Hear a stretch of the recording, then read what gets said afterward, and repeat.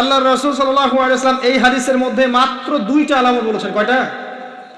মাত্র দুইটা আলামত, কিন্তু শত শত আছে। নবীজি মাত্র দুইটা বলেছেন, জীবনের শেষের দিকের হাদিস এটা। মাল মাসউলু আনহা বিআ'লাম মিনাস সাইল। নবীজি বলেছেন সাল্লাল্লাহু আলাইহি ওয়াসাল্লাম, যে প্রশ্ন আপনি করেছেন এই ব্যাপারে প্রশ্নকারী উত্তরদাতা উভয়ের জ্ঞানী সমান, কেউ কারো চেয়ে বেশি জানে না। মানে কেউই জানে না কবে কিয়ামত হবে, এটা তিনি বোঝাতে যাচ্ছেন। এবার সেই ব্যক্তি আরো একটা প্রশ্ন করছে, ফাখবিরনি আন আমারাতিহা। যদি আপনি এক্স্যাক্টলি বলতে না পারেন কোন দিন কিয়ামত হবে, তাহলে অন্তত এতটুকু বলেন যে কিয়ামতের আলামতগুলো কি কি, যেটা আপনারা প্রশ্ন করেছেন আমাকে, যেটা আপনাকে আমি টপিক দিয়েছেন, কিয়ামতের আলামতগুলো কি কি, এটা প্রশ্ন করেছেন এই ব্যক্তি নবী সাল্লাল্লাহু আলাইহি ওয়াসাল্লামকে। এবার আল্লাহর রাসূল সাল্লাল্লাহু আলাইহি ওয়াসাল্লাম এই হাদিসের মধ্যে মাত্র দুইটা আলামত বলেছেন। কয়টা?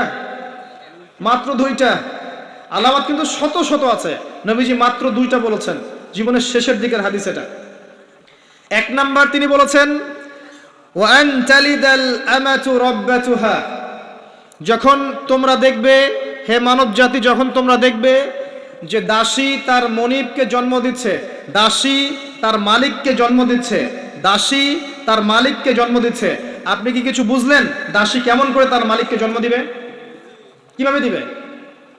দাসী কিভাবে তার মালিককে জন্ম দিতে পারে? কয়েকটা ব্যাখ্যা আছে, আমি তিনটা ব্যাখ্যা আপনাকে বলছি।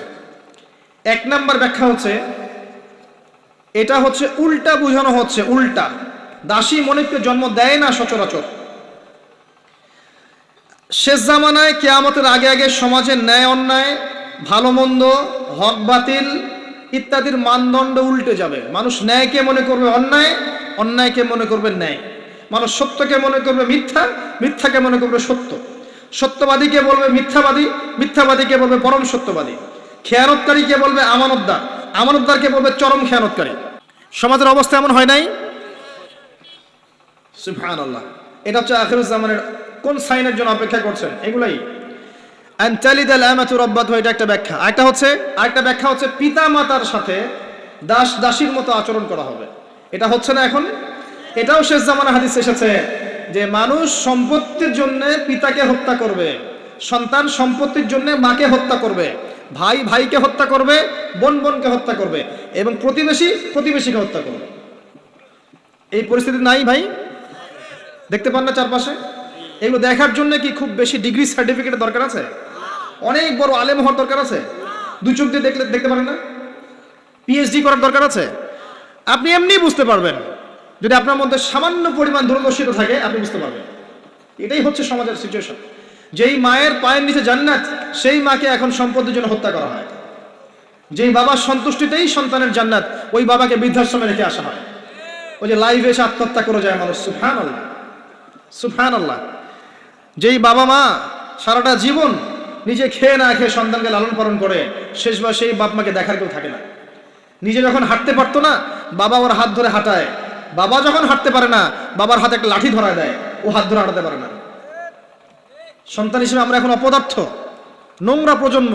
এই যে বুদ্ধি প্রতিবন্ধী টিকটক প্রজন্ম, না জানে বাপের সম্মান, না জানে মায়ের সম্মান, না জানে বাপ কি জিনিস, না জানে মা কি জিনিস। যাদের বাবা মা নাই তারা জানে বাবা মা কি জিনিস। আমাদের মধ্যে যাদের বাপ মা মারা গেছে তারা জানে বাপ মা কি জিনিস, যাদের বেঁচে আছে এরা জানে না। নবী সাল্লাল্লাহু আলাইহি ওয়াসাল্লাম বলেছেন, ওই ব্যক্তির জন্য ধ্বংস যে ব্যক্তি পিতা মাতাকে পেয়েছে তাদের খেদমত করে জান্নাত লাভ করতে পারে নাই। এই ব্যক্তির জন্য চরম ধ্বংস। পিতা মাতাকে কষ্ট দিয়েন না। মায়ের প্রসব বেদনার একটা সেকেন্ডের ঋণ আপনি শোধ করতে পারবেন না।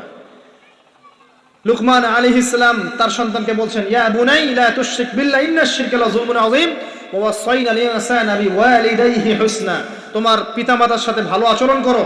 হামালাতহু উম্মুহু ওয়াহনান আলা ওয়াহন।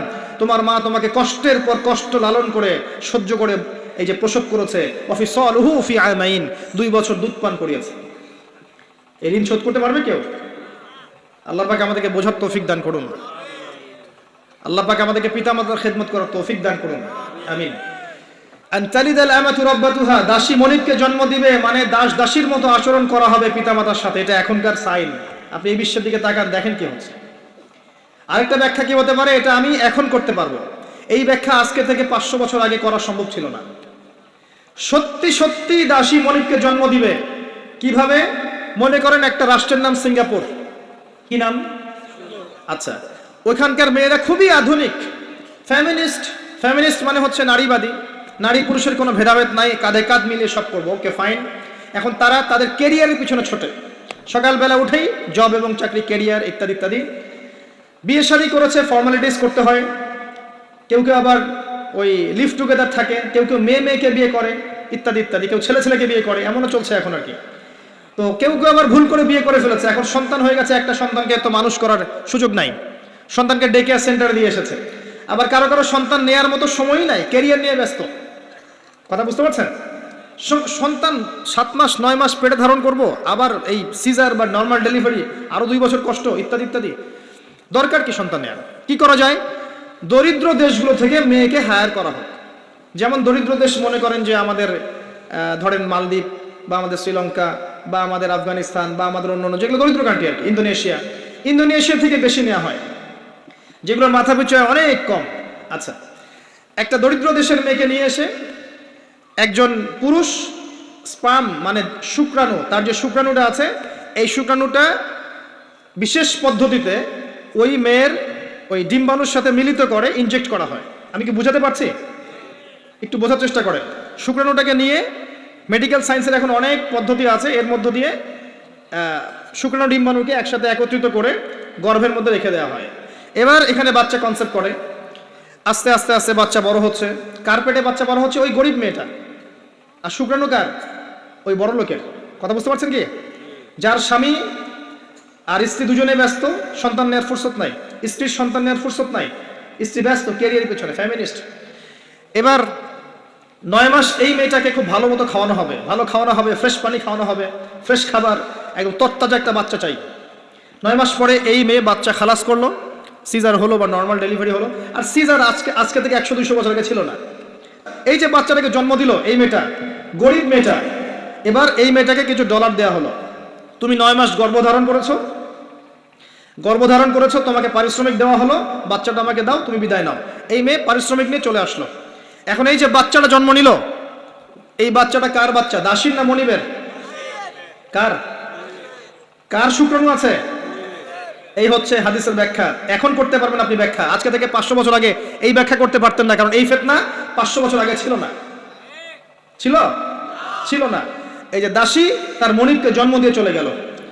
নবী সাল্লাল্লাহু আলাইহি ওয়াসাল্লাম 1400 বছর আগে বলেছেন এমন একটা সময় আসবে দাসী মনিবকে জন্ম দিবে। চিন্তা করেন, আর কতটুকু সময় বাকি আছে আপনার হাতে, আপনি ভাবতে থাকেন। আমি তো বেশি বললে সমস্যা, হজম হয় না কিছু মানুষের। খালি চোখ কান বন্ধ করে খাও দাও ঘুমাও, 5 ওয়াক্ত নামাজ পড়ো, ব্যাস এনাফ। যখন সমস্যা আসবে তখন দেখা যাবে, এমন ভাব মানুষের আর কি। মনে করেন যে চাঁদ এবং পৃথিবী আছে একটা এই যে গ্রহণের মধ্যে। এখন অন্য একটা গ্রহাণু আসছে পৃথিবীর দিকে, ধেয়ে আসছে। অনেক সময় দেখা যায় না খবরে, ধেয়ে আসছে গ্রহাণু, দেখা যায় না? ধরেন ধেয়ে আসছে এবং বিজ্ঞানীরা নিশ্চিতভাবে বললো যে আগামী 10 বছরের মধ্যে এটা লেগে যাবে, আগামী 10 বছরের মধ্যে এটা পৃথিবীতে এসে পড়বে, বা 10 ঘন্টা পর পড়বে, বা 10 মাস পর পড়বে, এমনটা বলে দিল বিজ্ঞানীরা। এখন আপনি কি করবেন? আচ্ছা, যখন আসবে তখন দেখা যাবে, এত ব্যস্ত হওয়ার কিছু নাই, ঘুমাও, খাও, ফুর্তি করো, যেমন দিনকাল যাচ্ছে যাক, কোনো সমস্যা নাই। এখন আরেক দল মানুষ চিন্তা করছে ওই গ্রহাণুটাকে কিভাবে সরিয়ে দেওয়া যায়, সরিয়ে দিয়ে পৃথিবীকে কেমন করে বাঁচানো যায়। কারা বেশি স্মার্ট? ওরা সরানোর চেষ্টা করে না, ওরা বলে যে আমরা সরিয়ে দিব, ওখানে ধ্বংস করবো ইত্যাদি ইত্যাদি। আর কেউ বলছে আচ্ছা আসুক, দেখা যাবে, সমস্যা নেই, মরতেই তো হবে, একদিন আসবে, সমস্যা কি। চমৎকার। তো এই যে একটা বুদ্ধিবৃত্তিক পরাজয়, এর ফলশ্রুতিতে আগামী প্রস্তুতি নিতে পারবে না মানুষ।